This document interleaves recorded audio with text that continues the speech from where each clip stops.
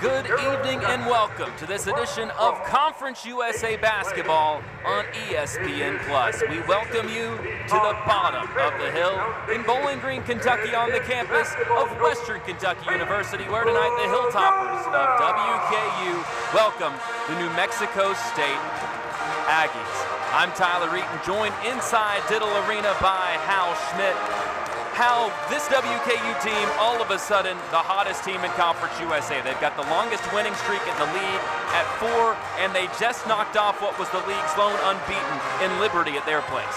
In dramatic fashion by 21 points. That was a heck of a game out there in Lynchburg, and the Hilltoppers the first to unseat the Liberty team. They're really good, and Tops played the best they've played all season long for 40 minutes. But this is a New Mexico State team that beat WKU the first time around, and so much of that, Hal, had to do with senior Jamel Jones, who had a then season high of 24 points against the Hilltoppers. Yeah, he's the double threat. You put him on the line, he's going to shoot 84%, shoots 39%, 42% in league games from beyond the arc, and 44% from the field. He's a slasher, he's a scorer, he's a finisher.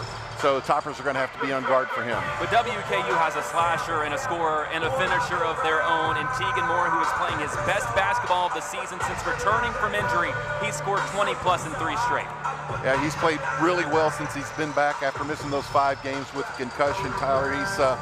He's only shooting 87 or 63% from the field in that process, and 70% from the three-point line. That's an arrow that he didn't use in his quiver very much his first year on the Hill. He missed last year due to injury, but this year he's worked a three-pointer in there and he's done quite well. And to your point, he's boosted up the efficiency of WKU as a team. The Hilltoppers have shot 51% over the last 3 games now with him back. New Mexico State, a team that is one of the best in the country in terms of defensive field goal percentage against. They've got to try to keep this WKU team off the free throw line. No question. Toppers are good at the line, but New Mexico State is very efficient defensively. When Western played out there, they kind of manhandled the Hilltoppers and beat them down pretty hard by 16 points in that one. Big game for New Mexico State, coming in at 9th in the conference standings. They go for the lob to start it, and here comes WKU the other way. Murdoch's outside, Newell wide open for 3. Bang! Well, that play that the Hilltoppers foiled defensively in New Mexico State's first possession was one that they worked with great efficiency down there. Mims had about 4 dunks on pick and rolls. That time the Hilltoppers were ready for it. Newell has scored at least 20 in 3 of his last 4, now just 22 points away from 1,000 for his career with the triple. Averaging 18 over the little 4-game mini win streak the Hilltoppers have. Razesh can't answer from deep. Here comes Newell again. Moore in his 3rd game back for the Hilltoppers, joined by Murdochs and Hackman in the backcourt, who has started to pick up his scoring load and banks that one in, plus the foul. That's the strength of the Hilltoppers. There's about 4 or 5 of them that you can count on to be very efficient scoring in that close. You see L.J. Hackman, who's one of the stronger defenders on this Hilltopper team, showing some strength in his offensive game right there, taking that contact, going up through it, putting the ball on the glass, getting a chance for the 3-point play. Tied his WKU high with 17 in that win at Liberty. As you mentioned, a beatdown, 94-73. WKU stunning everyone with that win. Not many people had that on their bingo card that night. New Mexico State, they've continued to shift their starting 5 a bit over the course of the year. Elijah Elliott, one of their best scorers, came off the bench against UTEP. He'll once again come off the bench here tonight. Jamel Jones has it on the left wing. Newell with that assignment to start. 6 on the shot clock. Kick out, top of the key 3 for Gabe Pickens, rattles off, and Hackman has it for WKU. Pickens not their first choice from 3. He's a 26% shooter. He's only made 11 this season. Hackman stuck on the block. Now gives it to Newell. Working against the sophomore Osborne, who has really emerged as of late for New Mexico State. Bats that one out of bounds. Osborne coming off a career-high 12 points against UTEP the last time out. The Aggies on a 2-game winning streak of their own. Last beat the Miners 67-63. That's a foul on Rezic coming across the lane. I think it was holding Tegan Moore. At least that's what I saw. I don't know that they called. Yeah, they did. Okay.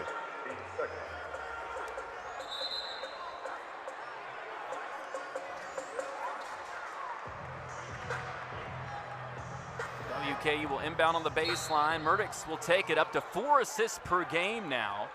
That's 4th in the conference. Over the 4-game streak the Toppers have going, 24 assists, 6 turnovers during that stretch. He's been money. 10 on the shot clock now. Right side it goes. Hackman for a catch and shoot 3, and he swishes it. Hackman's pushing his 3-point percentage up still for the season, about 25%, but he's shown some success in doing that in recent games. 9-0 WKU out to the lead. New Mexico State has to take a timeout just 2 minutes in. How this looking extremely reminiscent of the 2 matchups we saw between these 2 teams last year on the road in Las Cruces. WKU scored a season-low 47 points in a loss to the Aggies. Here inside Diddle Arena, they scored a D1 high 101 and got the win. That's kind of been the way this team has been this year. I mean, it really has. They started out very good, very confident, played really well against Vanderbilt and South Florida in the Bahamas to start the season. And then they went in kind of a funk. They struggled with it, that we were wondering if they were going to be one of the 10 to make the conference tournament. They were right on that line. The last time that I was in this gym broadcasting, even just 3 games ago against MTSU, that question was still on the table. And now all of a sudden, this team has surged up to 3rd and in a position over the next couple of games to try and lock up a bye in that conference tournament. And New Mexico State's one of the teams trying to make sure they stay out of the cellar. They're 1 game out of it right now. Pickens goes up top to Julius Mims. Had a then career-high 15 rebounds in the first matchup between these 2 teams. Gets it back on the block, lost it, and here comes WKU the other way. The Aggies do not turn it over much. They've got the 2nd best assist-to-turnover ratio in conference play. Newell right corner, hits another. Wow. Newell has been very good lately, averaging 18 over the last 4 games. The Hilltoppers winning streak. He's feeling it tonight. We said coming in that the key to the game for WKU was efficiency. How would you grade that so far? 4 for 4 is fairly efficient. I'm not sure how you would do better unless it was 5 for 5. Sounds like at least a B+. Pickens holds it up top in his 2nd year in New Mexico State from Phoenix. Right side knocked out of bounds. It'll stay with the Aggies. We'll see Chris Terrell for the first time, the 6-foot senior, averaging just under 4.5 points per game on the season.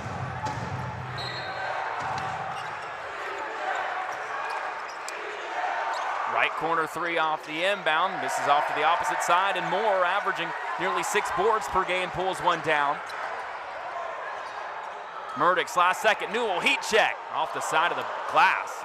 And here come the Aggies with a chance to run.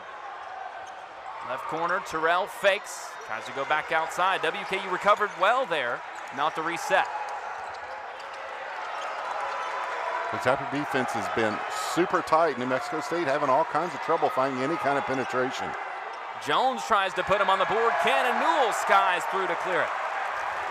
Aggies 0 for 4 now from the field. Newell pushed from behind, and he'll go to the line for 2. Yeah, no offensive rebounds for New Mexico State right now. It's 1 and done, and they're a good rebounding team on the season. WKU has been amongst the nation's best in that department.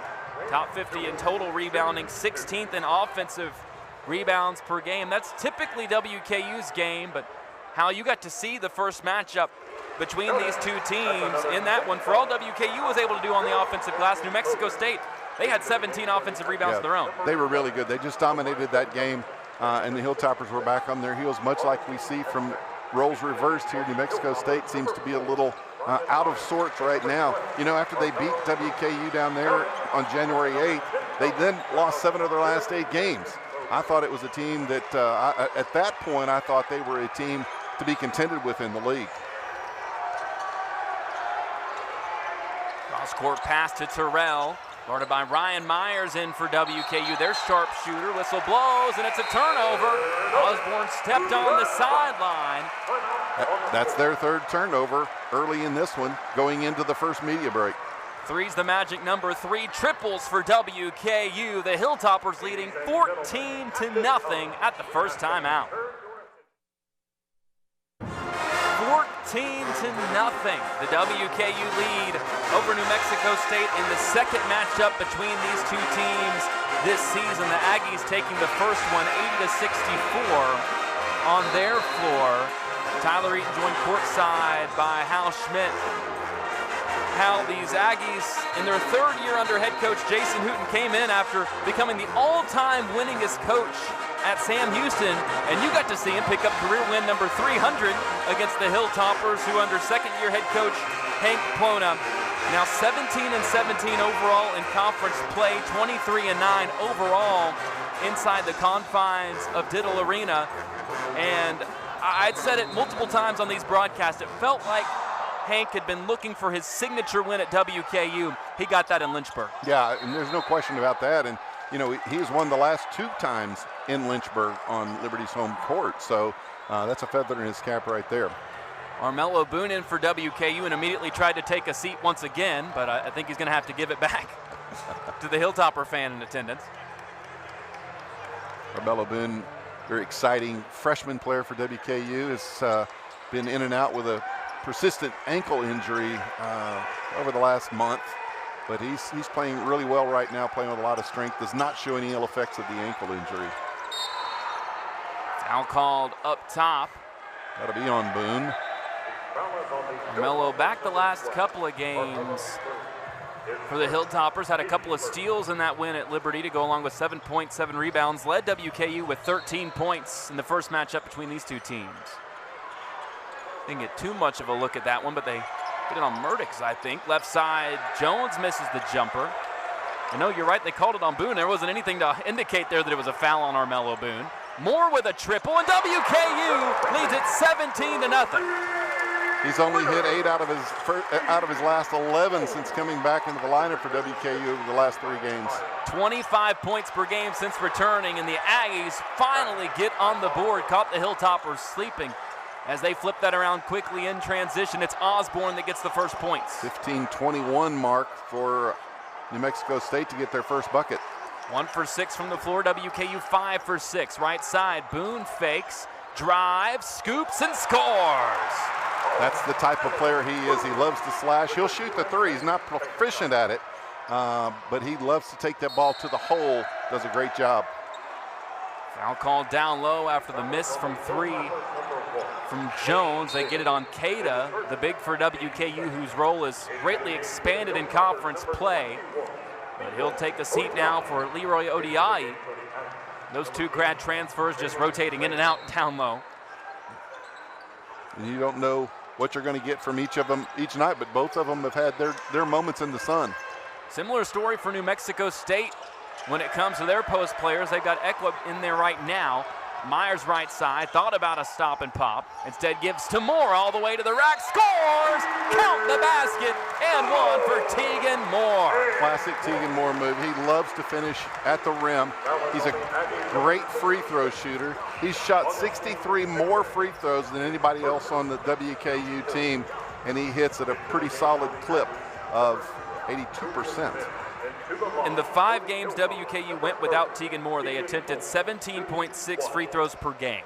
In the 22 games he's played in, they're attempting nearly 27. They would be 10th in the country in free throws attempted if you isolate just when he plays.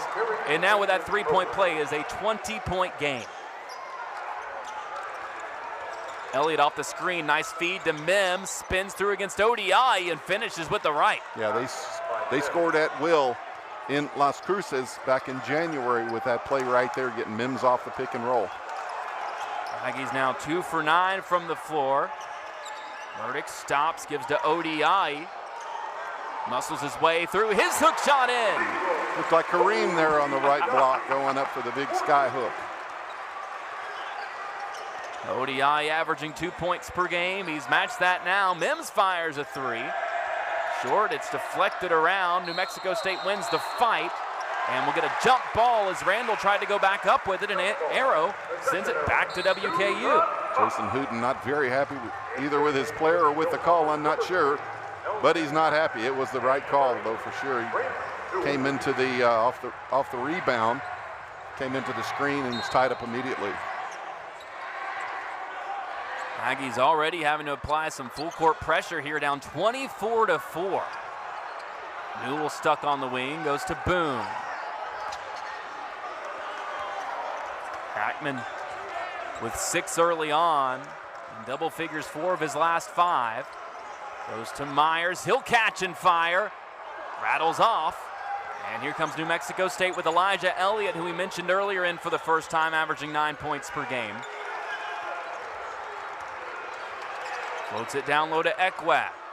His right-handed hook shot all the way around. Boone tipped it while it was on the rim, and they are going to count it. That was the right call. Looked like it was going to pinwheel out of there and kind of fooled Boone. He jumped maybe a bit too early, not counting on that pinwheel action. But yeah, he touched it while it was still in the cylinder. Augustine Ekwe from Nigeria, originally played at Wasatch Academy in Utah. Coming off a season-high 20 minutes in the win against UTEP. Had 6 points, 4 rebounds in that game.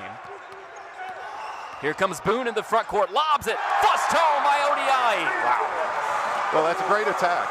You've got a 1-on-2 with a big down low. You got to make the defender do one. He's got to commit one way or the other. He committed to Boone. He lofted it up for the open dunk. And on a drive, you have to pay attention to Boone. You have to, absolutely. But in that case, you got a big guy that can finish at the rim, and you got Boone that can finish anywhere. Goes into the right corner, Mims drives against Newell, kick out, clean look for the left corner. That one buried by Jalen Randall. Randall shoots 50% of his shots from beyond the arc, 33% maker. So he needs to be guarded. It's a 33rd that he's knocked down this season. New Mexico State now 1 for 7 from outside. WKU 4 for 6 from deep. They're 5 for 5 inside the three-point arc. WKU calling that 30-second timeout after the make. 26-9. The Hilltoppers lead it. Their season high 102. They've done that twice, most recently against Sam Houston, as New Mexico State, Hal, trying to find some half-court offense. It feels like when they've been able to speed things up, they've been able to score some baskets, but when it's slowed down and they've had to find something to do in half-court sets, just nothing has been happening. Well, they like to play higher pace. Right now they have 13 fast break points to none for New Mexico State, so they're getting out and scoring and keeping New Mexico State from doing the same. But Hank Plona called that timeout. He was not happy with that closeout in the corner from his freshman Armello Boone, and allowed that shot. Hank demands perfection. He demands effort on every play, and it doesn't matter if you've got 40 points on the board. He wants that perfection every time you're in the game. Hackman has it knocked away down low, so WKU will keep it. Perhaps the biggest numbers so far already, 4 turnovers in this one for New Mexico State. They average less than 10 per game. That's second in the conference. They're 7-2 when they commit less than 10.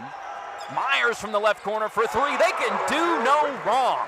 Myers the best.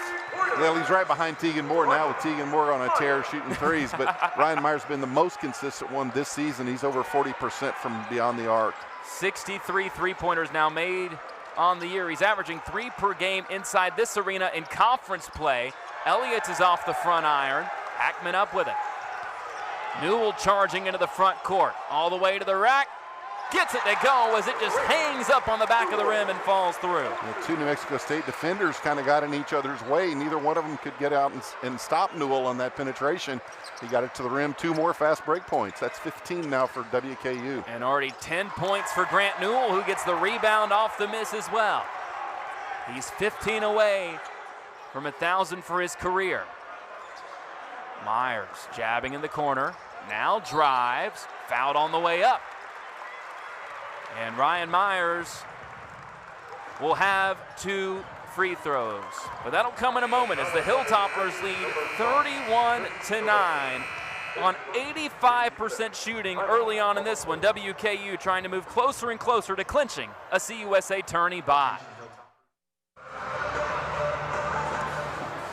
31-9 is the WKU lead.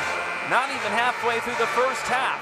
Inside Diddle Arena, the Hilltoppers 11 for 13 from the floor so far. Already 10 points from Grant Newell. The transfer, spent a couple of years at Cal, 1 at North Texas. Came into this season on a tear for the Hilltoppers. Went a little quiet, How, in the middle of the season. He has erupted as of late, scored at least 20 in 3 of his last 4, and he's already halfway there tonight. Well, you know, it's a strong testament to what courage, confidence can do for you. Tyler. It's the way this team is playing right now. WKU playing with all the confidence in the world, and that breaks down to the elements of that team. And Grant Newell certainly one of the greatest examples of that. He's playing much better than he has for the rest of the season lately.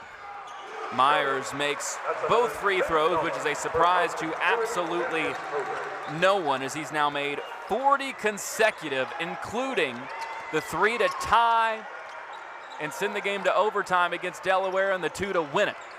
That was a remarkable game, and he played very well. He was clutch at the free throw line. It's worth noting Hilltoppers trailed in Las Cruces 21-2 to get that game started, and what a difference this game is. Now 33-11 after the turnaround jumper from Randall. He's up to 5 to lead the Aggies, averaging 8.5 per game on the season. His Conference USA high is 20 points a couple of games ago against Jacksonville State. He did that in 13 minutes. Keita working down low. His hook shot this time misses long and rebounded by Sear Malonga, the other big that they'll rotate with Ekwe down low. Malonga has it on the elbow. Bumps into Pickens. Trying to find an alley, there's none. Now leaves it for Osborne, who slices through, and he's fouled at the rim by Keita. Well, that was a good possession offensively for New Mexico State. They were patient. They probed and probed until they got a shot there in the danger zone. Forced Blaise Keita, the big guy in for WKU right now, to cause the foul. First trip to the free throw line for New Mexico State. On the season, a good free throw shooting team at 73%. That's third in Conference USA, but they start this one 0 for 1. Randall, also a good shooter, Osborne. He shoots it at 61%. So not quite the numbers that you get if it was Randall, who I'd set up there at 79%. It's worth noting WKU shoots 76% on the season. They've shot 150 more free throws than have the Aggies. They shoot 78% in conference play, and they've been excellent since Tegan Moore came back, not just at getting to the line, but shooting 87% over the last 3 games. Murdix tries to go outside to Boone, but it's deflected. Here come the Aggies, trying to piece something together. Rhythm 3, that one way off the mark for Randall.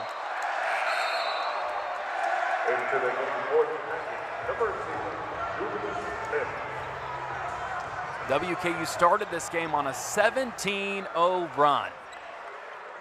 As Randall, a 33% shooter from deep on the season. He's hit one tonight. Yeah, he had a good look at that when he was able to step into the shot, just came up short. Newell fakes, spins, fakes a pass, fires a shot. Missed long, and Randall's up with it. Aggies need somebody to spark something. Mims kicks it out left side. Zesh. Moore now switches on. The best three-point shooter. Tegan Moore on him right now. He was well aware, all over him, and the Aggies throw it away. Murdix spins through. Tops in the conference and steals per game. Boone can't control the lob.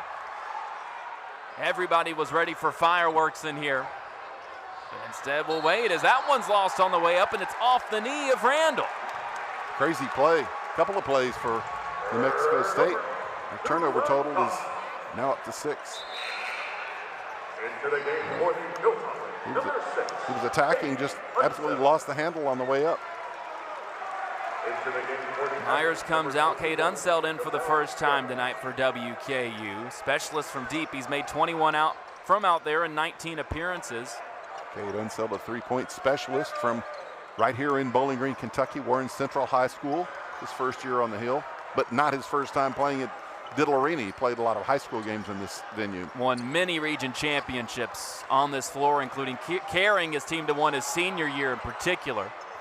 Moore can't convert down low. It's out of bounds. Last touch by the Hilltoppers. They've stalled out now offensively. They've missed their last 4 field goals in a little 2.5-minute drought. On the flip side, New Mexico State on almost a nearly 2.5-minute drought. We've hit the brakes on all fronts here inside Diddle Arena. Clean look from the right side. It's Razesh. Can't convert. Murdix has it. It's the guy you want to take it. Unseld wide open on the right wing. Missed it long. Somebody closed the lids on the rim during that last timeout. Right elbow floater, well short, might have been tipped. Down low, put back no, but a foul called on Moore, who caught Jones from behind. These are two teams that are anxiously watching the clock to get the below 8-minute media timeout. 28 seconds to go. They're both gassed right now. Jones yet to score, 0 for 3 from the field tonight. Generally pretty efficient from all levels, as you talked about in our open. 44% from the floor, 39% from 3, and he buries the first of these 2 free throws. An 84% shooter, Hal, and of those 24 that he had against WKU, got 11 of them at the free throw line, went 11 for 12. Yeah, he was really good in that game at Las Cruces. Aggies went 26 for 34 as a team. Jones makes both. Julius Mims in that game had a then career high 15 rebounds, but he has since eclipsed that with 17 in the game just a week or so ago down in Jacksonville State. Just as Jones had what was then a season high in scoring that he's eclipsed multiple times since then. It's now up to 28 against Missouri State. Just over the last 5 games, he scored 26 twice. Newell fakes, he's fouled from behind, and fortunate there to catch Mims. Neither man fell down. That always makes me cringe when I see a player off the floor like that and then a player underneath him. Yeah. I mean, that can come up in a real bad result. Fortunately, he landed on Newell's back. Mims did and didn't make the floor, but I've seen lots worse results than that. Newell now 3 for 3 at the stripe tonight. Gives him 11 points. WKU 13 and 6 on the season when he scores in double figures. Toppers still very good at the free throw line. Made all 7 so far in this one. Again, recently shooting 87% over the last 4 games. Now 8 of 8 in this one. Top 25 in the country and makes and attempts. I'm a big advocate of the little things, separating the winners from the losers in this, well, all sports, but we're talking about this one right now, and things like making a high percentage of your free throws, keeping your turnovers to a manageable number. Little things like that, the difference between winning and losing. Mims can't convert on the extra feed from Razesh, but that'll bring us to that much desired 8-minute timeout. WKU has cooled off, but the defense has kept the lead intact. 35-13, Hilltoppers leading in the first half here inside Diddle Arena. New Mexico State under third-year head coach Jason Hooten, 43 and 47 overall with the Aggies after 13 years at Sam Houston. 23 and 27 in this league, picked 3rd this season, finished 5th last year. He's 3 and 2 for his career at New Mexico State against these Hilltoppers of WKU, who are still in 2nd year under Hank Plona. The Hilltoppers picked 6th in Conference USA, finished 7th last year before that disappointing exit in the opening round of the Conference USA tournament. But this team, I said earlier, it's the best basketball they've played this season. This is the best consistently they've played under Hank Plona so far. Yes, Hank has been very optimistic about this team, even though they went through a bit of a swoon, weren't playing with a lot of confidence. He never gave up the hope. I mean, he was confident that they would eventually get it turned back around, and that's exactly what's happened. Hank, of course, super successful at the junior college ranks, and won about 86% of his games there. That translates to D1 also. Myers brings it up, breaks the pressure, drops it off at the last moment, and it's knocked out.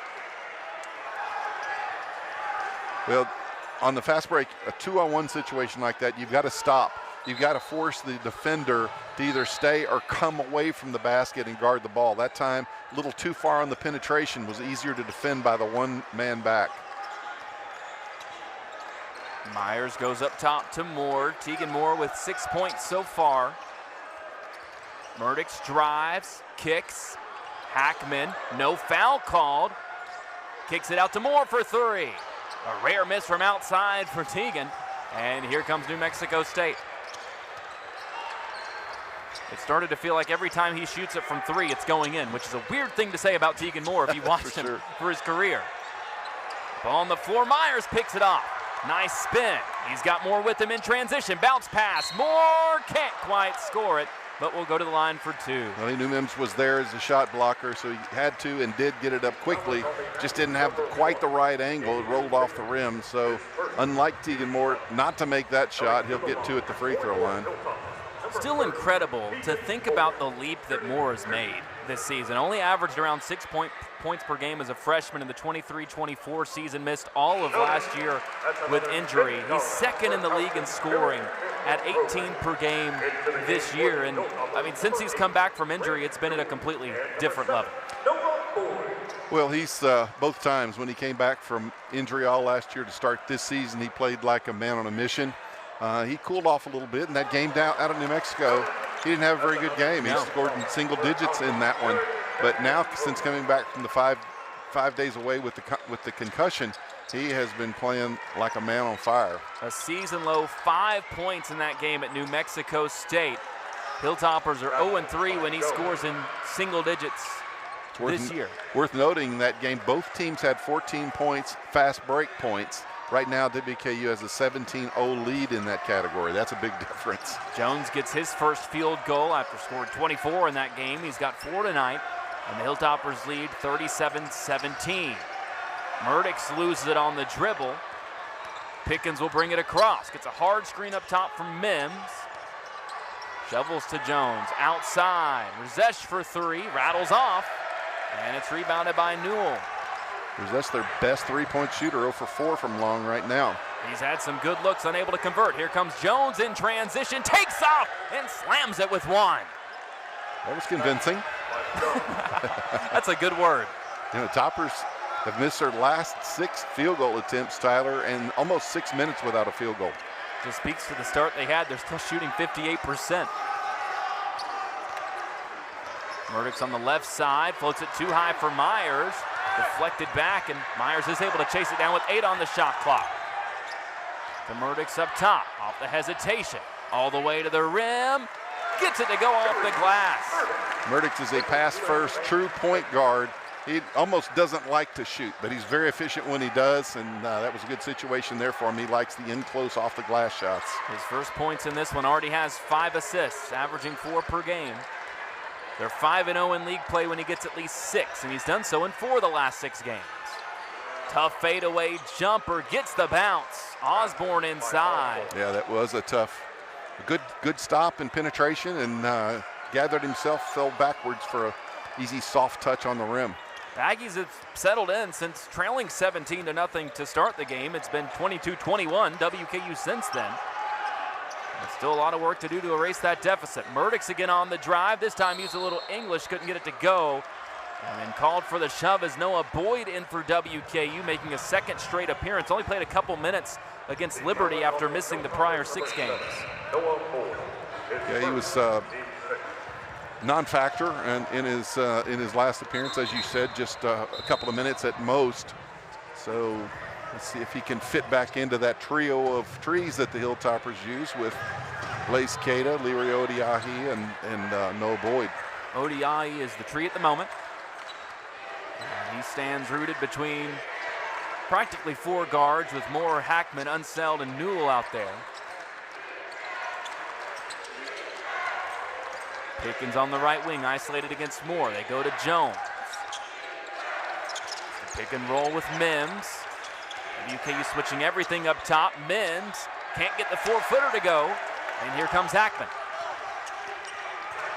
Darts it to Newell, and he's fouled on the way up. 2 more free throws on the way for Grant Newell, who's already 4 for 4 at the line. WKU 10 for 10 as a team.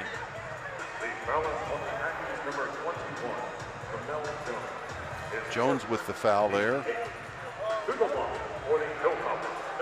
That's his first. Team's 8th. WKU with 6 team fouls. Newell had struggled with efficiency most of the season, shooting it at just 38% from the floor as the first free throw rattles off. Over this winning streak for WKU over the last 4 games, shooting it at 51% overall, 45% from deep, and has really started to do a lot more of what we've seen in this one, and that's attacking the basket. Yeah, and that's where this WKU team is most lethal. If they can get in close, they can either finish or get to the free throw line with great efficiency. and generate easier looks from three-point range. No question. Firm believer in establishing that inside game first and then working out. That's the textbook way of doing it. Pickens for three. No ODI. He can't control it, though. Jones will fire from the left wing. That's long. And here comes Moore. Jones just trying to get something going for his team. Tegan Moore lost it on the drive. And Jones will bring it the other way. Hackman tries to poke at it. Can't take it. Off the drive, Elliott stops, kicks Pickens, and they have to reset. Elliott off the cross, fires. Nope. And Hackman has it. Aggies now just 1 for 14 from three-point range. They shoot it at 34% on the season. Right side three misses for Moore. WKU 1 for their last 9. New Mexico State have missed their last 4. Problem for the Aggies is the 19-point deficit to make up. They've got a lot of work to do, but they're a team that is dangerous offensively and put up a lot of shots in a lot of points in a hurry. And they've shown that they can come back from big deficits. Trailed Liberty in the first matchup between those teams, big at the half, and came back, only lost by a couple. And that's been a theme for New Mexico State. They play a lot of close games. 8 of their 10 Conference USA losses by single digits, including both within 4 to Liberty. Moore to Unseld, touch pass Hackman, inside 5 on the shot clock. He runs into traffic and is able to draw contact. So WKU, when the offense stalls, able to go back to the bread and butter, find a way back to the free throw line. They're 11 and 12 there so far tonight, with 2 more on the way on the other side, leading at 40-21 here in Bowling Green.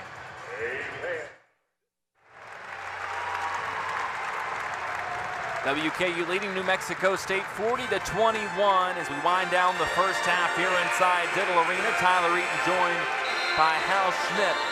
This New Mexico State team, already 7 turnovers in this one. WKU has ticked up to 5 in that department. The biggest difference, Hal, 12 made shots for the Hilltoppers, 9 of them assisted so far for a WKU team that has kind of wavered in that passing ability, how much they move the ball around, but they've shown consistently when they're moving the ball, they win games. The magic number is to try and get to 14 assists under Hake Plona, and that has been the case mostly over the course of this winning streak. They're 11 and 2 overall this year when they get at least 14. They've done it 3 of 4 over this winning streak, including a Conference USA high 18 and 2 of those 4 in this winning streak. Well, they're usually pretty efficient, take care of the basketball fairly well. Although they've had 3 turnovers over the last 4 or 5 minutes here when their shooting has gone south just a little bit.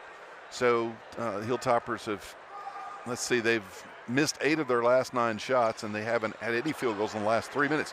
There were no such dry spells in the win at Liberty last week. The defense, either that or the lack of offense for New Mexico State is made up for it, but Mims gets an easy bucket there. Nice find from Gabe Pickens to wrap around on the baseline. WKU was caught in a switch situation. ODI, he left Mims on the screen. They get a foul on the near side on Elliott, crowning Myers. Hilltoppers will get free throws out of it. So I actually put him in the double bonus. Yeah, 10th team foul on the Aggies. Murdix and Boyd back at the scorer's table for WKU. They'll enter after the first free throw attempt by Myers.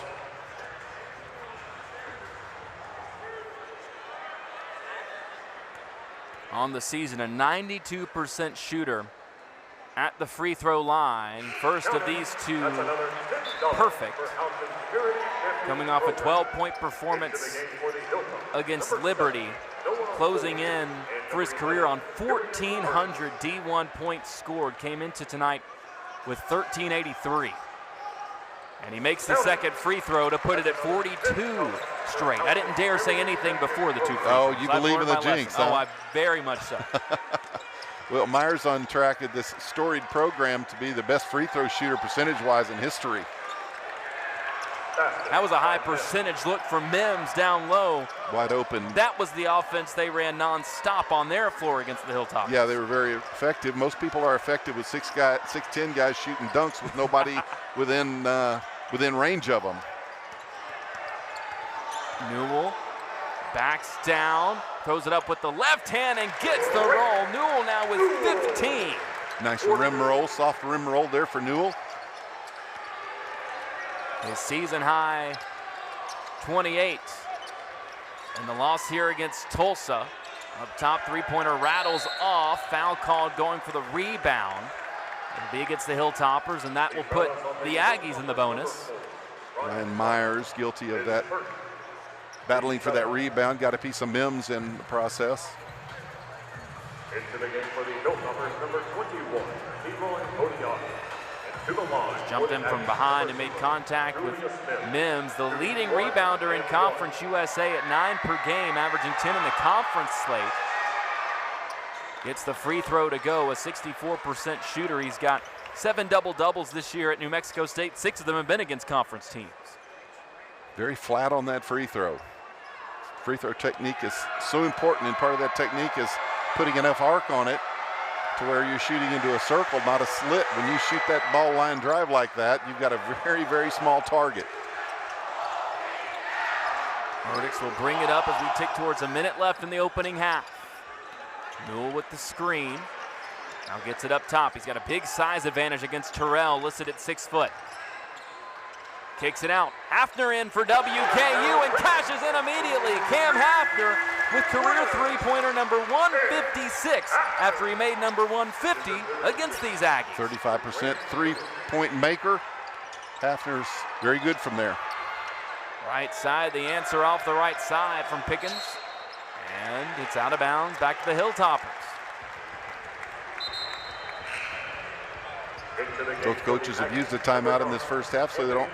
This is a position where they normally will take a timeout, the use it or lose it situation as the half is winding down. Both have already used that one that does not carry forward. And go back to Newell up top.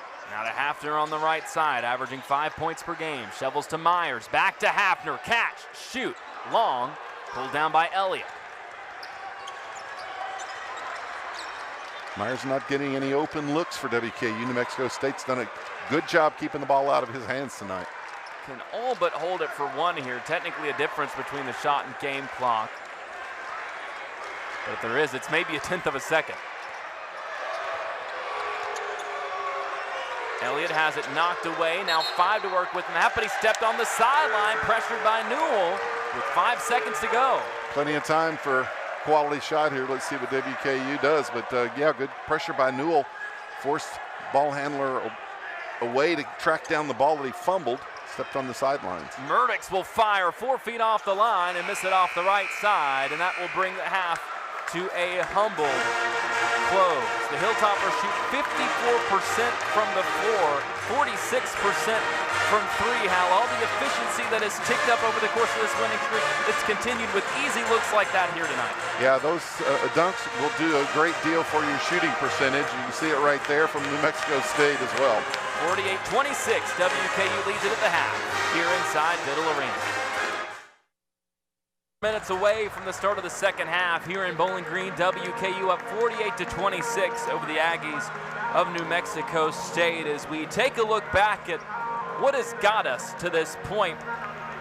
What is very clear, Hal, as everyone takes in the highlights for the Aggies, almost all of their offense has exclusively been down around the rim so far. 16 of their 26 points in the paint.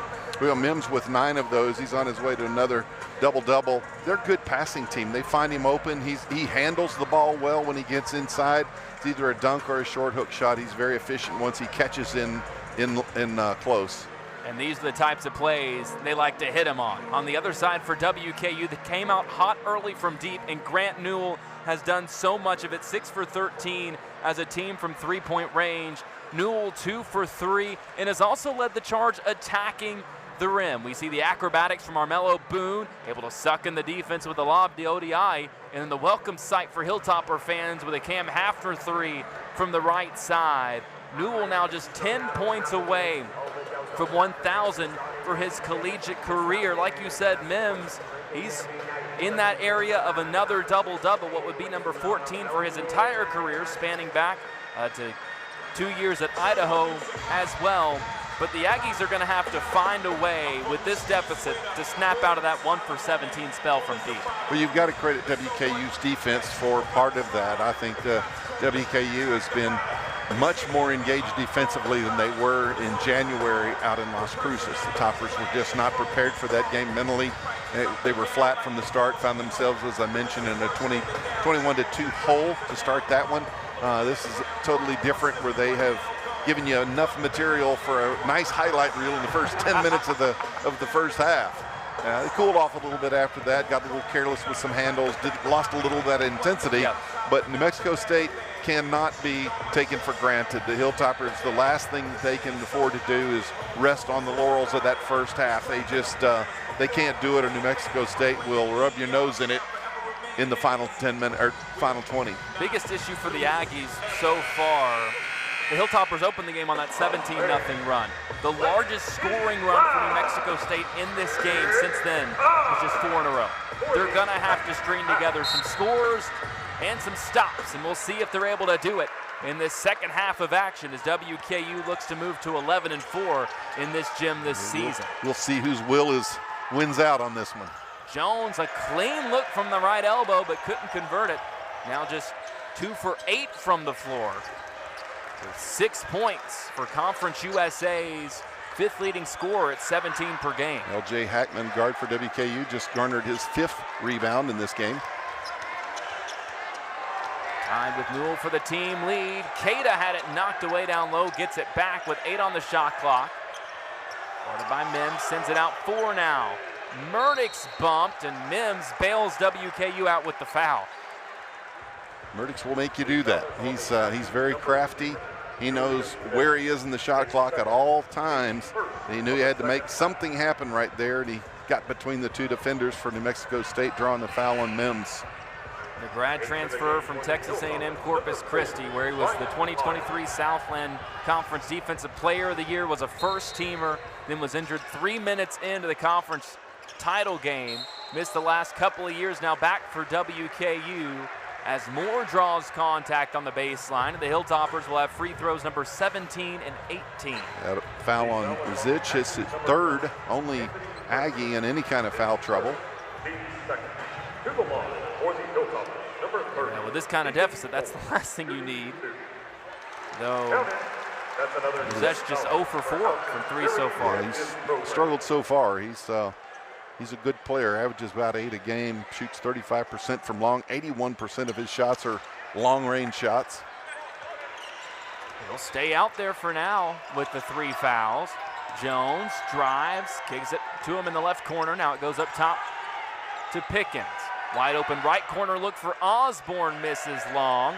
Cada comes down with it. They'll make it 1 for 18 from outside for the Aggies. Hackman with the behind the back dribble on the right elbow, fires off the left side of the rim. Pickens sprints front court, has a screen from Mims. Mims tries to hit a cutter, but it's out of bounds, was behind Osborne. And Armello Boone will check in for WKU for Hackman. Hackman already 7 points in this one. First turnover of the half for the Aggies, 9 in the game now. That's already their average on the season. Myers sends it over to Moore on the left wing. Uses the screen from Cada, kicks it out to Boone, drives off the fake, pulls from 12 short, but Cada there to collect it, fakes, fires, and foul. That is what Blaze Cada does. 46% of his rebounds this season on the offensive glass. He's gotten so much better in rebounding this season versus last season for WKU. He's more active. He goes to the ball, whereas last year he was pretty much guilty of waiting for the ball to come to him. He's learned to go to the ball. He's become a much better rebounder for WKU. And as you mentioned, Tyler, he's gotten very good at the offensive glass.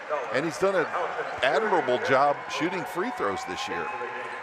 Now it's 70% for the season as he knocks down the first of these 2. He's had at least 5 rebounds in 8 straight games coming into tonight. Only 2 so far because of some first half foul trouble. And splits the free throws, so it's 50-26. Right corner, wide open three. Unable to connect again is Brzezinski. And here comes WKU.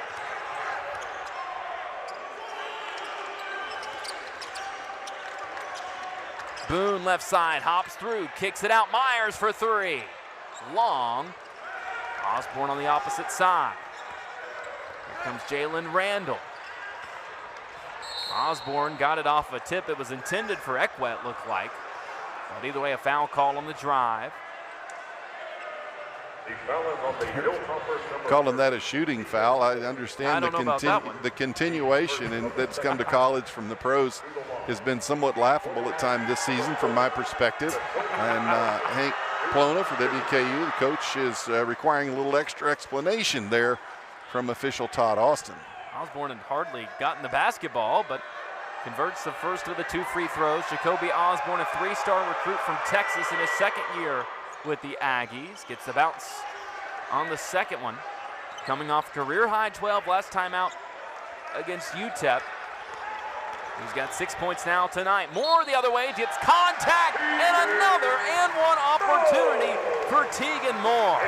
Well, Brzezinski was on his hip the entire way. Tegan Moore got around him deep in the backcourt. Brzezinski never could catch up. Tegan, once he got past him, stayed in front of him. He did a great job positioning with his body, making sure the defender couldn't get around. And then when the help came from Ekwe there, you could see the contact in classic Tegan Moore form. Gets the kiss after the contact. Misses the free throw, however. 4 for 6 at the line tonight in the double figures with 11 points. Right side, Osborne fakes, now floats it up from 5 and hits. Did a great job taking it right into the defender. That was Tegan Moore on the defense that time. Took it right into his chest, absorbed the contact, and made the basket. Now called away from the ball down near the baseline. Foul is on the Aggies number 66, Augustine Ekwe. Go on Ekwe. Already 5 fouls on New Mexico State in this second half. And that's been an issue for the Aggies. They commit nearly 20 a game. That's 332nd out of 365 teams in the country. Yeah, Mims and Rezic with 3 fouls each. Cato with the spin down low, couldn't convert, got it back. Tries to go back over that left shoulder, and this time lost it out of bounds. It was a great move initially, just couldn't convert. Little short arm on the shot, didn't get it up over the rim. Stuck with it and eventually turned it over out of bounds. 5th turnover for the Hilltoppers. Kitchen shovels it off. Elliott off to Osborne on the baseline. Goes up between 2 defenders, couldn't get it to go. And here come the Hilltoppers with Boone. Myers right wing, Newell fakes from the corner. Drives, Euros, blocked. Ekwe with the recovery.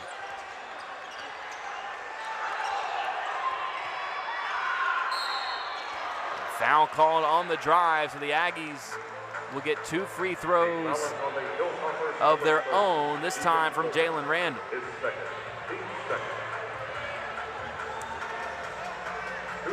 Foul called on Tegan Moore, his second. WKU, both teams a little ragged offensively. 1 for 5 are the Aggies. Hilltoppers 1 of 6 to get the second half started. Randall converts the first free throw. He's up to 6 points for the night, averaging 8.5 per game, scored 12 in their home win over WKU. You know, both coaches wanted their teams to come out and try to make a statement to start the half. Coach Plona to reestablish their dominance in this game, and Jason Hooten wanted to, kick the Hilltoppers to start and let them know they were still around, but both teams floundering offensively. Which again continues to play in WKU's favor. If it's a net neutral the rest of the way, you walk away with a 21-point win. Boone over to Myers. ODI checked in for Keita after the first free throw. Myers comes to get it off a screen, steps in, 18-foot jumper, gets the bounce and falls through. Kind rim roll. Myers now with 9. Averaging 11 per game on the season. Terrell's jumper misses, and Myers has the rebound.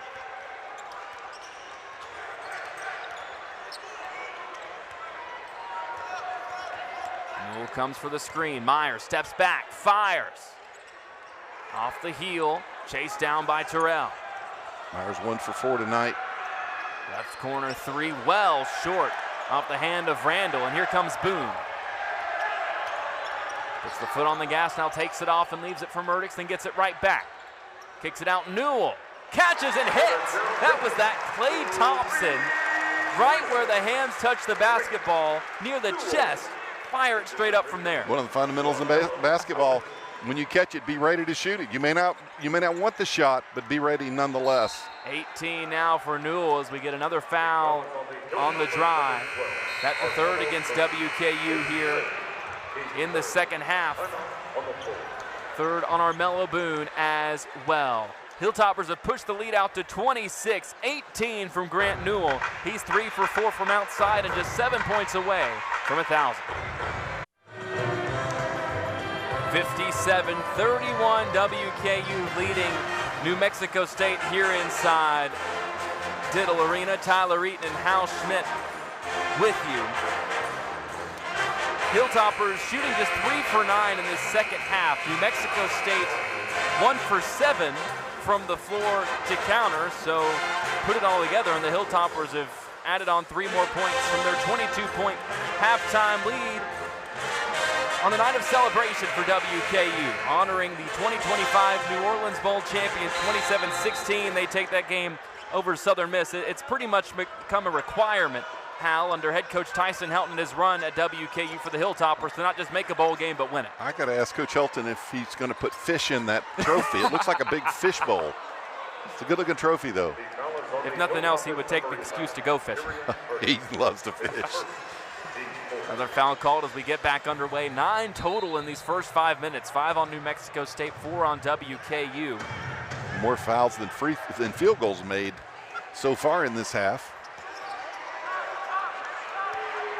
Terrell holds it up top. The Mississippi native transferred in after a couple of years at Delta State.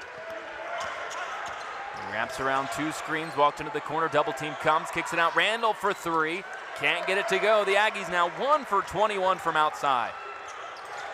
Boone 1 more into the corner. Hackman clean look. Got it. Good pass by Boone in the corner. He knows he's going to draw defensive attention when he catches, and got it to Hackman in the corner, who flushed it. 3 assists now tonight for Boone. Foul call down low. Terrell will go to the line for 2. How that's probably been the biggest growing point in Armello Boone's game. Now averaging around 2 assists per game, and has really started to facilitate more and more as his freshman campaign has gone on. I love to watch the transition of young players coming into college sports from high school, where you may be the lead dog. Yeah. But when you Every come guy to, that comes in sure, is the big dog. When you come to college, you quickly realize that, hey, these guys are good. Yeah. You know, I'm not the lead dog. So he has done a good job, I think, in acclimating to the pace and the physical nature of college versus high school basketball.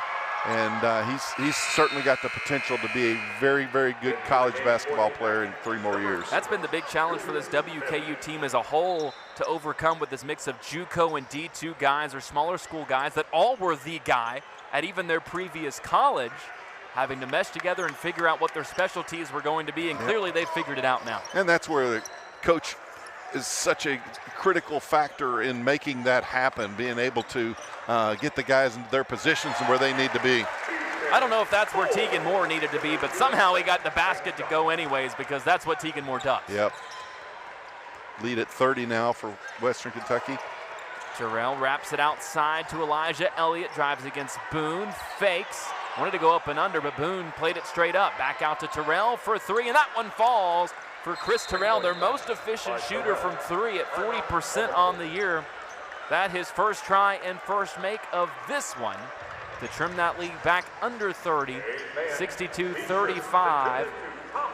As New Mexico State finally finds that second 3-pointer now. Yeah, you know, Terrell 44% in league games, but he's only made 14 on the season, so he just doesn't shoot it enough. You're going to need some unlikely suspects to create an unlikely comeback here tonight. 62-35, WKU leading. 26 is the lead for WKU, 62-36 here inside Diddle Arena. The Hilltoppers suddenly have made their last 3 shots. The latest coming from Tegan Moore, just one of those shots that you look at, and Tegan Moore is one of only a handful in the country that's going to find a way to get that basket. Well, he just put his head down. He got around Mims. Mims was defending him, but he got around him. Sear Malonga was the tall man back to try to challenge that shot, but Moore just got it high off the glass and scored. Tegan Moore now also in double figures for WKU with 13. Hasn't looked to score as aggressively tonight as we've seen over this recent stretch. Really hasn't needed to. He's only taken 7 shots from the floor and made 4 of them, averaging 25 points per game in the last 3 since coming back with injury.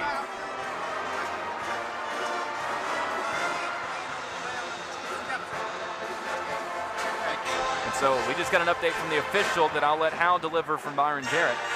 Well, it's a flagrant foul. I did not see it. Flagrant foul on number 2. That's LJ Hackman, who stepped on apparently it was ruled intentionally, on the New Mexico State player when he was on the floor. So I missed that during live action, but the official came over here and graciously told us what was going on. So it'll be 2 free throws. Well, and these are the types of situations, even in a 26-point game. I know it's a gaudy margin, but these are the types of spots where suddenly you can swing that big time. If you're New Mexico State, the Aggies have to capitalize on this. Well, and from Hank Plona's standpoint, you're always coaching for the next game. You're always coaching for the next possession. The scoreboard is irrelevant. What the score says is irrelevant. They want to win every possession. They want, to be 100% efficient in their offense, and they don't want to do stupid things and things out of the flow of their offense or their defensive structure. That'll drive them crazy more than anything. And I'm sure Coach Plone was not happy with LJ Hackman and with that, but he stays in the game regardless. So the lead now 24 as we get back underway. Elliott's runner falls through off the front of the rim. Landed on the front of the rim like a butterfly with sore feet. And suddenly they've scored 7 in a row. Boone shovels it off at the last moment, and ODI flushes it through. Good quick dunk there by ODI. Had he hesitated, he would have gotten it blocked from behind. Jones from the top of the key, no, and Boone up with the rebound for WKU. Jones just can't get on track. 2 of 9 from the field now. Surprisingly, Boone's first board, he leads the Hilltoppers at 6.5 per game, but he's got 4 assists. Hackman backing down, muscles through, missed it long. Tegan Moore up with it, his putback no, but a foul called. Hilltoppers at the free throw line tonight, a paltry 76%. Most coaches in the country would sacrifice their number 1 assistant on the stake to have 76% free throw shooting in a game. WKU's proven to be a little bit better than that, and night in and night out. Certainly during this last stretch, they're shooting 87% at the line. Tegan Moore having an off night. Now just 4 for 7 at the free throw line in this one. He's been getting there 10 times per game since returning from injury. 7.4 per game overall on the season. That's up to 27th in the country. That's off. Yeah, that one was well short off the hand. We knew it, Tegan knew it as well. 64-40. Terrell shields off Murdix, bumps through ODI, 3 defenders around him, and fouled as he tried to get rid of it. And that will send him to the free throw line for a 1-and-1 opportunity. That foul's on Murdix. That's his 3rd. That's the biggest thing that can threaten a big lead like this, Hal, not just the foul trouble, but points with the clock frozen are your worst enemy when you're up by a large margin. No question. I'm going to take away every opportunity that the team has to close that gap, and the biggest chance they have is being able to put up points with no time coming off the clock. But Terrell misses the front end. Now just 1 for 3 at the free throw line tonight after coming in 17 for 19 this year. Moore drives, kicks, Boone fires, hits! Been 23% on the season, but he's proven to be a willing shooter, and he's been making more of late. Randall drives right side against Boone, cut off. Tries to go outside to Mims, does finally collect it. Mims scoreless so far in this second half, had 9 points, 8 rebounds in the first. He hasn't had either in the second half. Hackman called for the reach out against Elliott. That's his third foul. Myers will take his spot as Elliott will go to the line and try to make good on the 1-and-1. That's the third foul now on L.J. Hackman. He goes to the bench.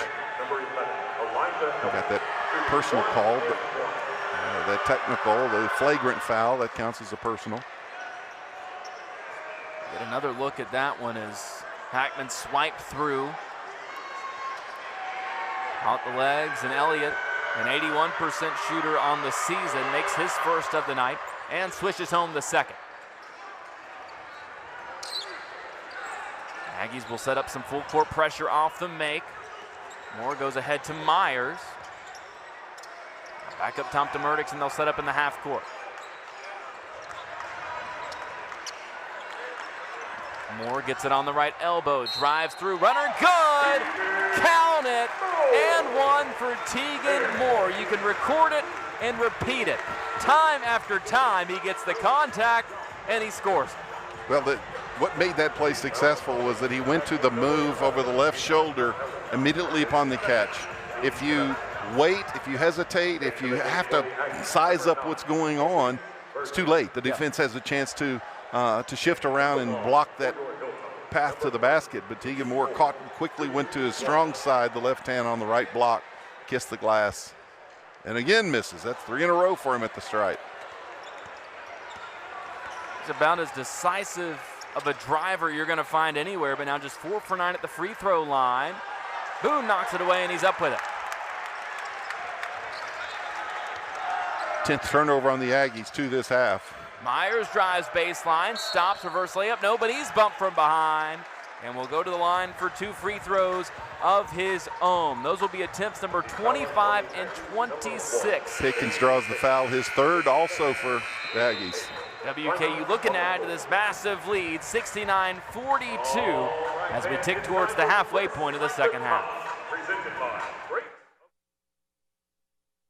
WKU started the second half just 3 for 9 from the floor. They've made 6 of their last 7 shots, everyone under the age of 15 rejoicing, everyone else groaning at those two numbers together, but it's all been fueled by Tegan Moore, the second leading scorer in the conference, who Hal has just put on the hard hat and gone straight to the rack here in the second half to fuel this Hilltopper offense that had stalled out a bit, but have really righted the ship now, shooting 53% in these second 20 minutes. Well, high percentage shots like that help build that percentage back up. Hilltoppers 23-4 off fast break points. That's the way you shoot a high percentage, to get the ball out quickly before the defense has a chance to set up in their half-court defense. So the Toppers have been clicking on all cylinders offensively tonight. Now 17 for 25 as a team at the free throw line. Their Conference USA highs and makes and attempts, 28 for 32 against MTSU, their last time in this gym on Valentine's Day, as Myers makes both. So he's 6 for 6 tonight and has made 44 straight overall. As we enter the April 15th deadline for taxes, taxes are as sure as Ryan Myers is shooting free throws. That's number 42 in a row, I believe. He's up to 44 now. 44, okay. Local tax companies that pick that up and start airing it immediately. Give you a 5% royalty. No, give it to him. It's NIL years. Left corner triple. That one misses long for Rizesh. He cannot find it from deep tonight, 0 for 6. Pickens lobs it up and flushing it down is Mims. There's his first basket of the second half, and that's how he got a couple in the first half.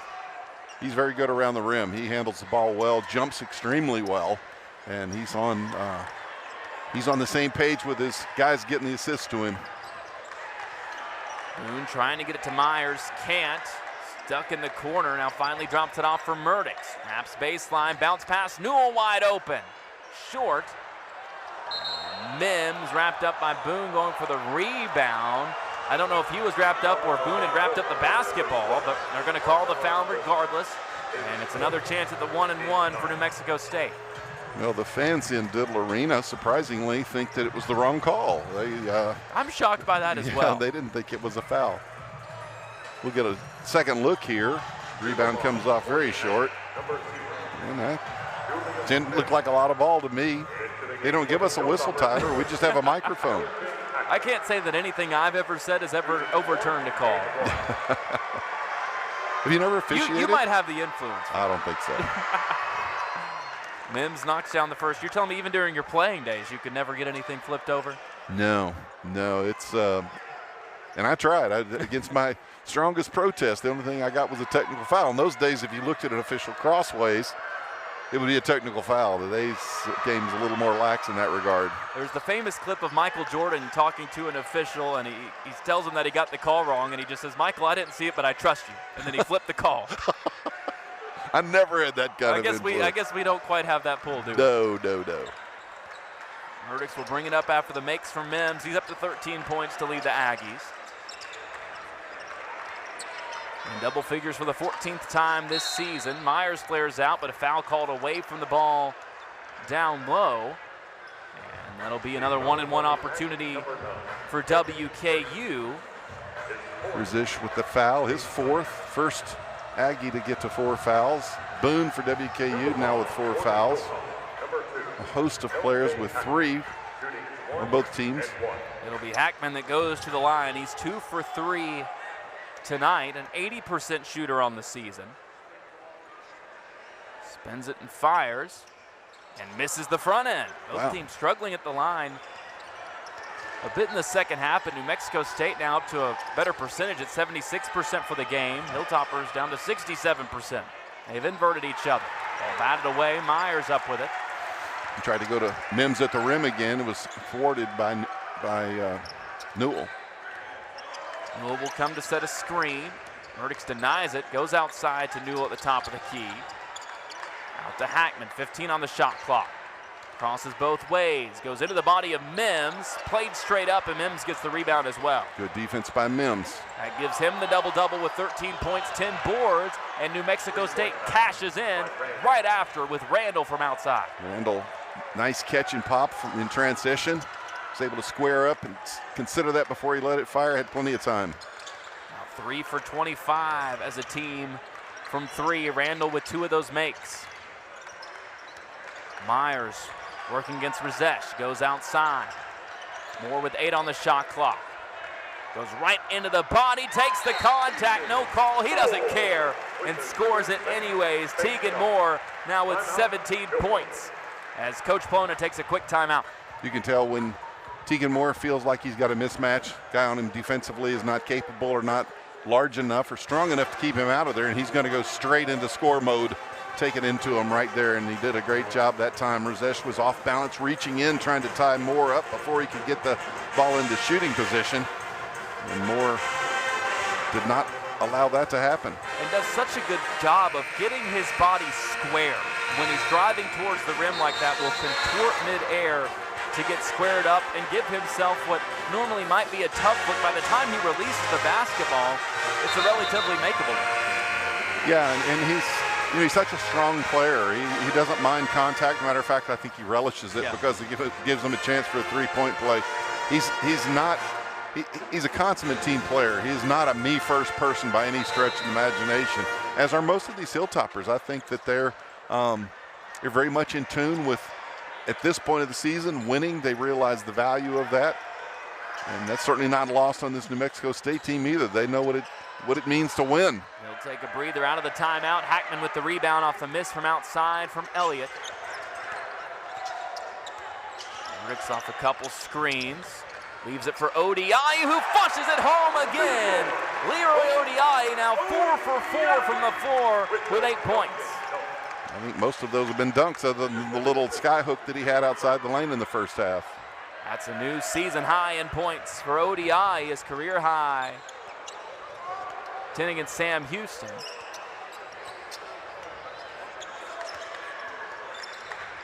Murdix floats to Odiaye again, collects it on the way down, falls down, but kept his dribble as he did, but then the jump ball called. It will keep it with WKU. Possession error to the top. WKU will maintain possession. Odiaye caught, came down awkwardly and fell to the floor. Right corner, Hafner off the inbound. Long, Newell tips it, but can't control it. It's a tough shot from Hafner in the corner, but that's the kind of shot he relishes. He does not mind the crowd. He likes to shoot off the catch, off a screen specifically, and all the Hilltoppers like it out of that corner right in front of their bench in the second half. Goes down low, Mims through contact, can't convert. Second opportunity, Osborne fouled. And the Aggies will get free throws number 22 and 23. 8th offensive board for the Aggies. Both teams get 36% of their misses on the season. They're way under that number in this half, but that is the 7th for the Aggies. WKU with only 3 offensive rebounds at this point on 22 misses. Incredible when you consider that in the first game between these two teams, there were 35 total offensive rebounds, 18 for WKU and 17 for New Mexico State. Yeah, there's nothing similar about this game to the first game that when these teams squared off in January out in Las Cruces. Moore comes back in, ODI out. It's the best game he's played on this floor this season. Moore gets the rebound off to Hackman. Off the hesitation, banks it in. Great move, very basic hesitation move. Got the defender off balance just a moment. That's all it takes. Foul called off the drive from Pickens. So he'll get 2 free throws. Hackman now with 12 points into double figures for the 5th time in his last 6 games. Pickens maneuvering through, getting contact, but WKU has had an answer for every potential run that New Mexico State has gone on. The Hilltoppers remain in full control, up by 27. 77-50 is the WKU lead over New Mexico State. The Aggies will finish off this road trip at MTSU on Saturday.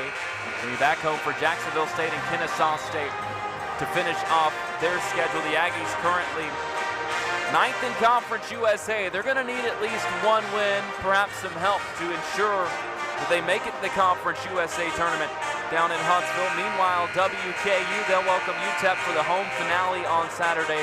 Then on the road to Missouri State and FIU, a favorable schedule on paper, Hal. The only issue is every single one of those games is going to be against a team desperate to get a win and keep their season alive and make it to the conference. Yeah, these are caged animals. They're fighting for their very lives right now as everyone eyes that March 10th start of the Conference USA tournament down in Huntsville, Alabama. Fantastic venue for this tournament, and it's well attended. WKU, there was some question a few games ago from a lot of teams as to who might finish in that bottom 2, but WKU seems to be on their way, and New Mexico State fighting to get there. Moore holds it up top. Over to Myers, now to Edlin. Back to Myers, fakes the 3. Jack Edlin, 1 more into the corner. Hafner on a drive, 10 on the shot clock. Shovels to Moore, had it knocked away, but a foul called on the poke from Pickens. And Tegan Moore will go to the line for 2 free throws. If he was shooting as he normally does, he'd already be over the 20-point mark for a 4th consecutive game. Just 4 for 9 there tonight and stands at 17 points. Yeah, WK as a team this half has missed 7 of their 11 free throw attempts. Tegan Moore makes that one. He's now 5 of 10, well below his average on the season. But he's hit his average overall in scoring and now surpassed it with 19 points. And the Hilltoppers lead 79-52. Again, anything that New Mexico State has pieced together, it's almost immediately WKU answers. Elliott fires off the fake on the right elbow. High-arcing shot misses. Moore deflects it and comes down with it for the Hilltoppers. He's got 6 rebounds to go with those 19 points. Myers now isolated up top. Sends it into the right corner. Hafner catch and shoot. Off the heel. Rebound pulled down by Osborne. Quickly Pickens works into the front court. Goes into the right corner. Quiet night for Jamel Jones. Just 8 points on 2 for 9 shooting. Leaves it to Osborne on the drive. Spins through with the height advantage against Myers, but can't convert. And Moore gets another rebound. Again, no offensive rebounds for New Mexico State. Myers connects from the left wing. Second three of the night for Ryan Myers. He's up to 14 points. 4 Hilltoppers in double figures, 2 for the Aggies. Left side drive, stopping at the last moment is Pickens, but the pass knocked away. 12th team turnover of the game for the Aggies for this half. WKU just 7, as the Aggies have been scoreless over the last 3.5 minutes. Moore drives again, powers through again, and again he's over 20 points. Just seizing whatever opportunities they give him. What's crazy is that's a really difficult basketball play, and he makes it look so easy. He does. Osborne connects from the top of the key. Jacoby Osborne into double figures now with 12. That's his 3rd make on the season. Only a 14% three-point shooter, Osborne is. To your point, that was attempt number 16. He's tried a couple tonight, so he's doubled up his average in that department. 84-55 as the Aggies take a timeout. WKU trending towards win number 5 in a row overall, the longest active streak in Conference USA. 4 straight with Tegan Moore back in the lineup. They're 10 for 22 from 3-point range. This is the 10th time this season they've hit at least that mark, or 11th time now. Came in at 6-4 on the year when getting to that number. They're 9-3 on the year, how when they make more threes than their opponent. And this would be the 7th straight game overall that they've done that. 5-1 in the previous 6. And for a team that does so much inside and at the free throw line, it's easy to see how that correlation pops up. Yeah, absolutely. Yeah, one strengthens the other, I think. If you're effective inside, it's going to help your outside game as well. And the Toppers have exhibited that here tonight for sure. Moore leaves it for Myers. Bounces Nice. it back to Moore on the block. Fakes, has it blocked from behind by Ekwa, who swept in. Jones the other way, all the way to the rack. Can't score around Moore. Ekwa comes back up with it, and then he's bumped down low.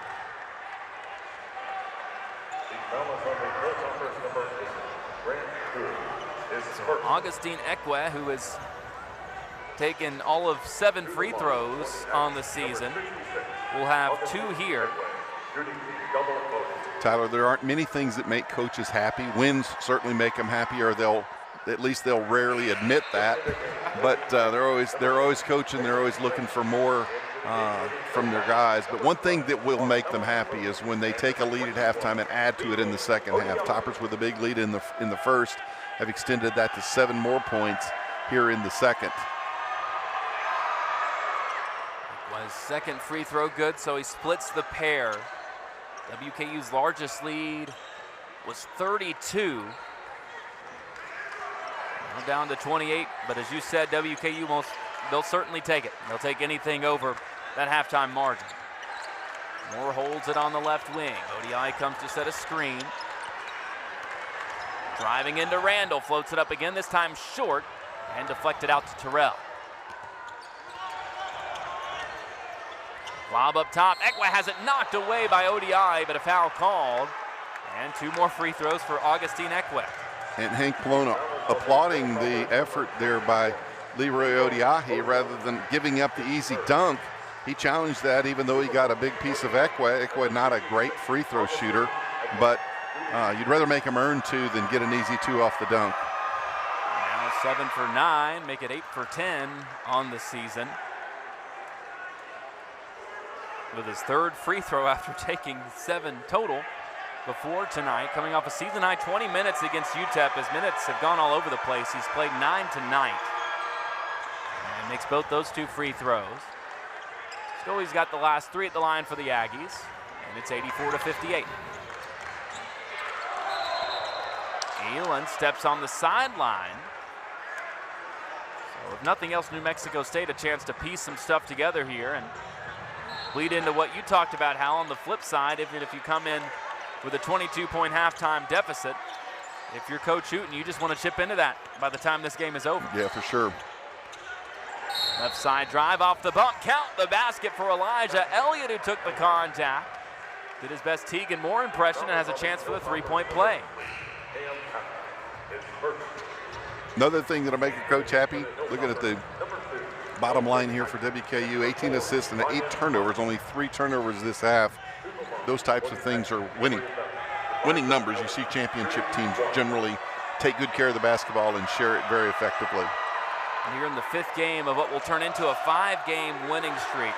Make it 3 of those 5 with a Conference USA high for WKU, 18 assists, and a chance to add to it over the final 4.5 minutes.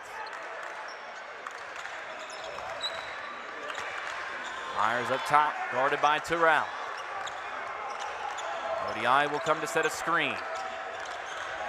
Steps back, fires, that one off the left side, and we got a wedgie.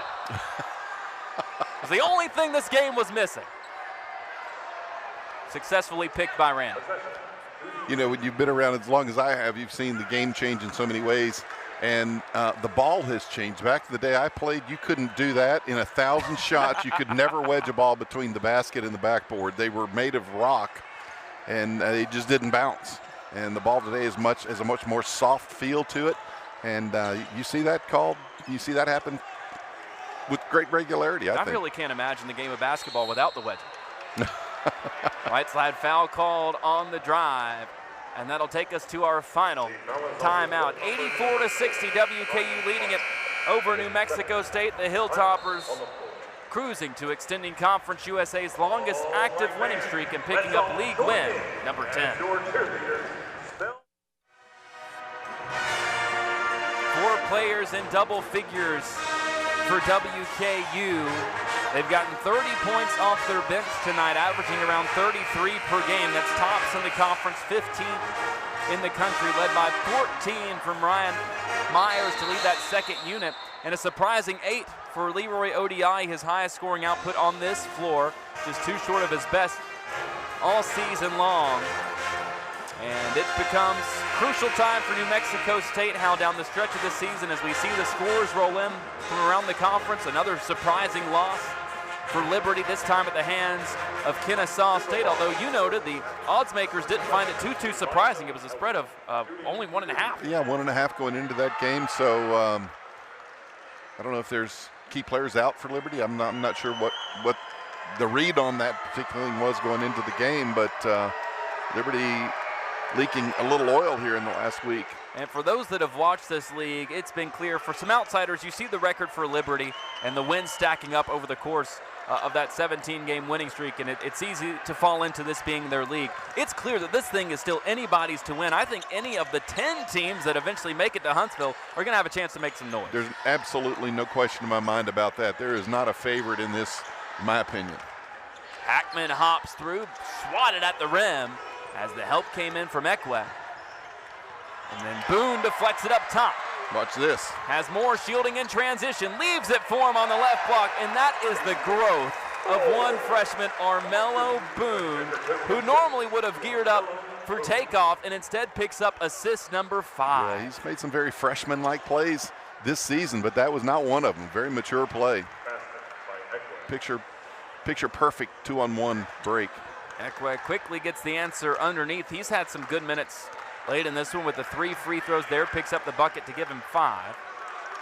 WKU now with 30 fast break points in this one. And overall on 28 made shots, 19 assists. That's a new Conference USA best. Boone can't convert the 3, but Hackman pulls down the rebound. Then his pass deflected away. Here comes Jones against Moore. Can't convert, left it short. Left corner, Myers wide open. Connects.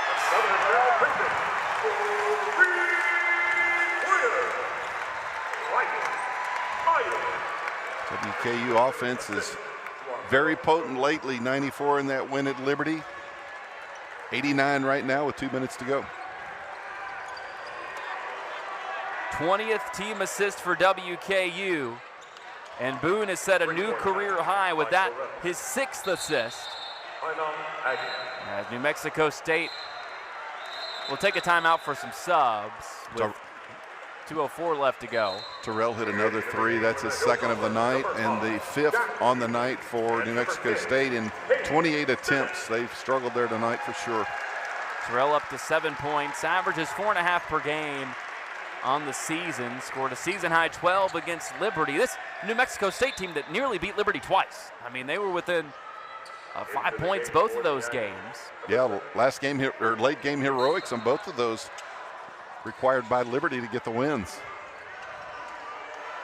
Cade Stinnett in for the first time for WKU. He'll stand in the right corner as Hackman brings it across as we tick under 2 minutes left to go. Cade Stinnett, another local product from Bowling Green High School, Greenwood High. That was a good correction before all the Greenwood fans came at you. They were going to hit you with a harsh gator chomp. Another player with a lot of experience in this arena. In his final year there at Greenwood, went head-to-head with Unseld and his squad in the region championship game. It was Cade Unseld and the Dragons that came out on top. Hackman fires over to Hafner on the right wing, 8 on the shot clock. Hackman off the cross, drives, tough runner, no, and pulled down by Terrell.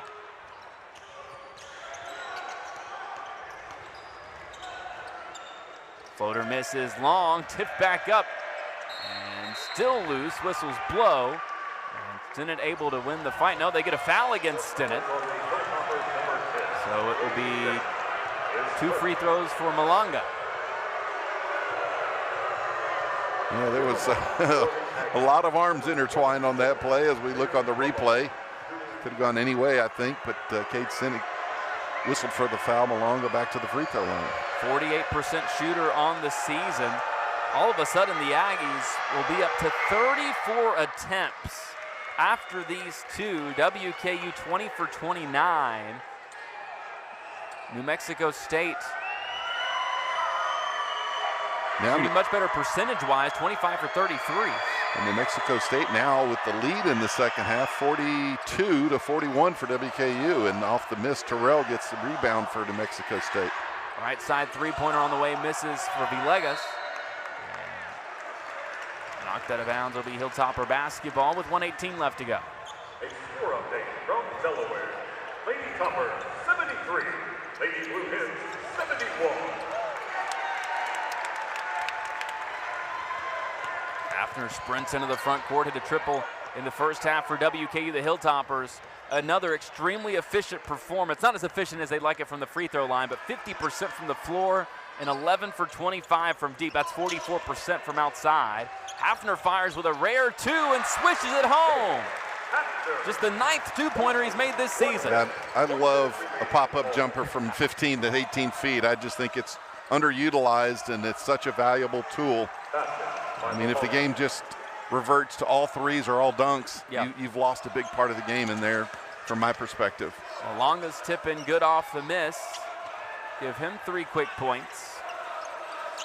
Odiai fouled up top by Tayshawn Eaglestaff, the sophomore playing in his 4th game of the year. This a rare situation for New Mexico State to be in. This will be how just the 4th game they've lost this year by double digits. 13 and 13 overall on the season. They've almost exclusively played in close games, 16 one-score games. If you look throughout the conference, there are a lot of games. There were a lot of games that were decided by 1, 2, 3, 4 points that have been very, very close all season long. And so you've got a team like New Mexico State at 13 and 13. I mean, a shot goes one, falls here, and it didn't fall there. I mean, it could have been the difference in 5 or 6 wins for them. The fascinating part about this one, too, is the swing number had been the rebound for New Mexico State. In their 3 double-digit losses, they've had an average margin of -11 against Kennesaw State, FIU, and Tulsa. Tonight on the boards, they're +3. Has not been the issue at all. But WKU has maintained the efficiency despite New Mexico State now having an edge at the free throw line overall. Just have not been able to create and knock down open looks in the half court. And the Hilltoppers have. It's funny how it changes when the shots fall. And they've fallen for the Hilltoppers tonight. They put up 93. They'll dribble it out right now, 14 seconds remaining. They won't have to shoot. Fans in Diddle Arena on their feet applauding. 3,647. The announced crowd in here appreciating the effort by the Hilltoppers tonight. All of them were fired up to come watch this team after that road trip. The gutsy overtime win, the improbable of all improbables to find a way to win that game, and then the dominant 94-73 output against a Liberty team that is showing cracks and a WKU team, Hal, that is surging up to the top of this conference, now 10-7 in Conference USA play. Another dominant performance from Tegan Moore. A lot of it late in this one to pick up the offense when things were stalling out. Maybe the quietest 23 points you'll see somebody finish a game with. Well, his fourth game back from the injury and fourth game of 20 points or more in each of those games. He's playing at the top of his game right now, and he's taking this Hilltopper team with him. They're playing with lots of confidence now. They shoot 51% in this one, 44% from the three-point line, numbers that they did not consistently achieve all year long, but right now they're starting to stack those kind of games together. Confidence is a funny thing. You got the same personnel that you had before, but now it's just a mindset that has changed. It was all Grant Newell in the first half of this game, had 15 finishes with 18, Ryan Myers with 17, 12 for LJ Hackman, and then 10 for Leroy ODI, who matches that career high to round out the double-digit scores in this one for WKU. The biggest thing for the Hilltoppers, Jamel Jones, after scoring a then season-high 24 in the first matchup between those two teams, held to 8 on 2 for 11 shooting tonight, as Julius Mims ends up leading the Aggies with 13 points and 10 rebounds. His 14th career double-double, but the job done defensively tonight against Jones. Yeah, I think that the focus was where it needed to be for WKU defensively. They did a good job on Jones. They did a good job on Mims. Even though he got a double-double, he was not as effective as he was in that 16-point lopsided win that they had against the Hilltoppers in Las Cruces. Had 8 rebounds in the first half of this game, only a couple in the second half. And to your point, did not quite get to that 15 rebound mark that he had in the first go-around. WKU wins at 93-70. For my partner, Hal Schmidt, our entire ESPN Plus team, I'm Tyler Eaton. Thank you for joining us for another edition of Conference USA Basketball on ESPN Plus.